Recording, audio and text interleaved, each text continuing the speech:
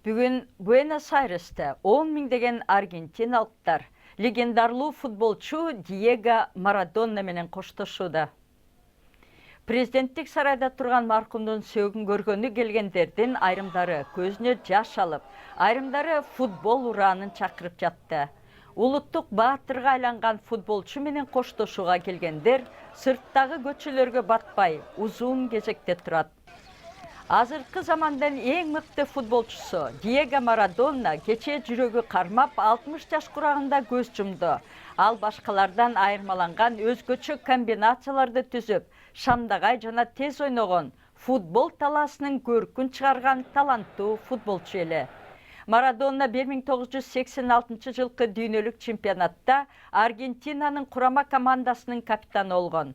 Чейрек финалында Англияга каршы беттеште топту колу менен киргизип, ал Кудайдын колу болчу деген сөзү тарыхта калды. Марадона Барселонага келип, Европага көчүп келген. Бирок ал 7 жыл Италиянын Наполисинде ойноп жүргөндө белгилүү болду. Марадона ойногон жылдары клубтун тарыхындагы эң ийгиликтүү доору болуп, Наполи шаарынын атагы алыска тарады.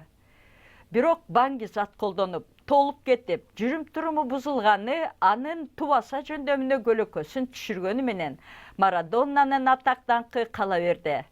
Аны өзгөчө өз мекени Аргентинада терең баркташчу. Марадона каза болгондон кийин эл көчөлөрдө коштошобуз деп түн бою чогулуп турду. Көздөн жаш агызып тизелетти. Диего Марадонанын күйөрмандары анын элесине таазим этүүдө. Марадонанын мурунку клубу Бока Хуниорстун Ла Бомбонера талаасы клубтун улуу оюнчусун бейрасмий эскерүү жайына айланган. Бүтүндөй Буэнос-Айрес, бүтүндөй Аргентина боюнча адамдар футболчунун атактуу жана кооз өмүрүн белгилөөгө чогулду. Эгер Марадона Аргентина үчүн ким болгонун билгиңиз келсе, Буэнос-Айрестен борборуна келип, бүгүн кечте Марадонанын бул жүздөгөн күйөрмандарына кошулуңуз. Мында келген күйөрмандар Бока Хуниорс командасынын формаларын жана Аргентинанын желегин түсүндөй кийинип, өз баатырын эскерип, ыйлап жатышат. Ал түбөлүктүү жана Диего тарых бойдон кала берет. Ал бизди дүйнөгө таанытты. Ыйлагым келип турат. Ыйлап алсам дейм.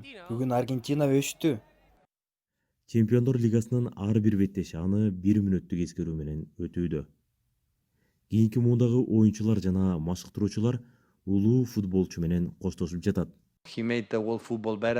Ал дүйнөнү жакшы жакка өзгөрттү. Италиянын түштүгүндөгү Наполи командасында жана өзгөчө 1986 жылы Мексикадагы Аргентина курама командасында ойноп, Марадона укмуш оюн көрсөткөн. Барселонанын Неаполь шаарында да адамдар Марадонаны эскерүүгө келди. Бирок Аргентинадагы эл терең кайгырып, жүрөгү ооруп турат. Дүйнө легендарлуу футболчусунан айрылса, өлкө сүйүктүү уулун жоготту.